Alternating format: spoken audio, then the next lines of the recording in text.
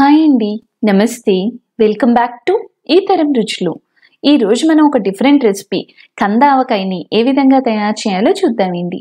ఈ కందతో ఆవకాయ అనేది టేస్ట్ చాలా బాగుంటుంది. మరి లేట్ చేయకుండా ఎలా తయారు చేయాలో చూద్దామా? ఈ కంద ఆవకాయకి ముందుగా మనం కందను తీసుకుని పూర్తిగా చెక్కులు తీసేసుకుని ఈ విధంగా ముక్కలు కట్ చేసుకుని వాటర్లో వేసుకోవాలి. మనం తురుముకుంటాం కాబట్టి ముక్కల్ని కొంచెం పెద్దగా తీసుకోవాలి అండి. ఇప్పుడు మనకి ఈ సైజు ఉన్న బ్లేడ్ వైపు నుంచి మనం కందని తురుముకోవాలి. చాలామందికి కంద తురిమేటప్పుడు చేతులు దురదొస్తూ ఉంటాయండి. అలాంటి వాళ్ళకి మనం అయిపోయిన తర్వాత చేతికి కొబ్బరి నూనె రాసుకుంటే ఆ దురద అనేది చాలా తొందరగా తగ్గుతుంది. ఈ విధంగా 2 ముక్కల్ని మొత్తం తురుముకోవాలి.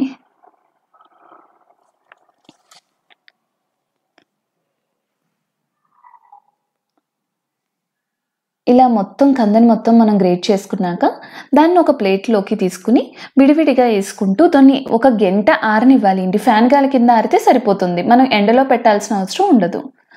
మనం అందులో తడంతా పోయే వరకు ఆరనిస్తే సరిపోతుంది.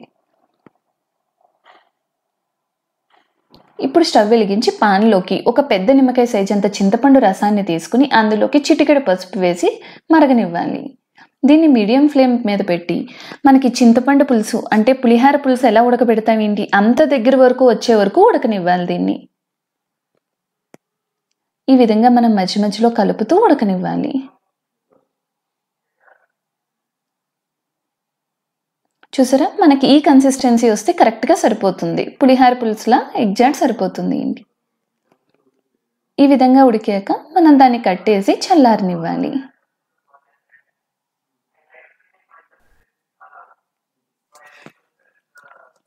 ఇప్పుడు మనం ముందుగా ఆరబెట్టుకున్న కందలో 1 గ్లాస్ కారం,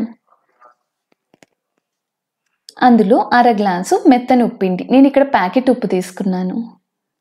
అందులో 1 స్పూను విడిగా డ్రై రోస్ట్ చేసిన మెంతుల్ని వేగించి పొడి చేసుకున్నానండి.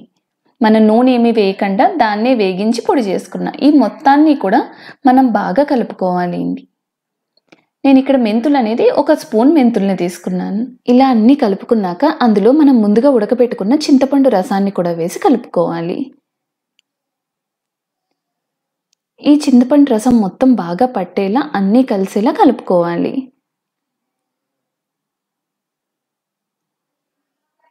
ఈ విధంగా మనం మొత్తం అంతా కలిసేలా కలుపుకోవాలి. ఈ లోపు మనం స్టవ్ వెలిగించి పాన్లో ఆయిల్ పెట్టుకోవాలి. ఆయిల్ బాగా వేడయ్యాక అందులోకి 1 స్పూన్ ఆవాలు, 1/2 స్పూన్ ఇంగువ నచ్చిన వాళ్ళు ఇంకొంచెం వేసుకోవచ్చండి. ఇంగువ టేస్ట్ చాలా బాగుంటుంది ఆవకాయకి. అలాగే మనం ఇక్కడ పప్పు నూనె కానీ వేరుశనగ నూనె కానీ వాడితే ఆవకాయ రుచి అనేది చాలా బాగుంటుంది.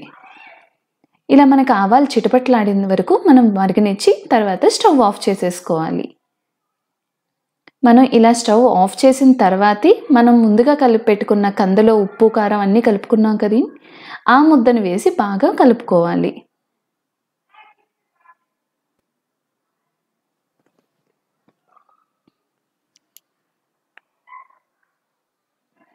ఈ విధంగా మొత్తం వేసేసి ఆ నూనెలో బాగా కలిసేలా కలుపుకోవాలి.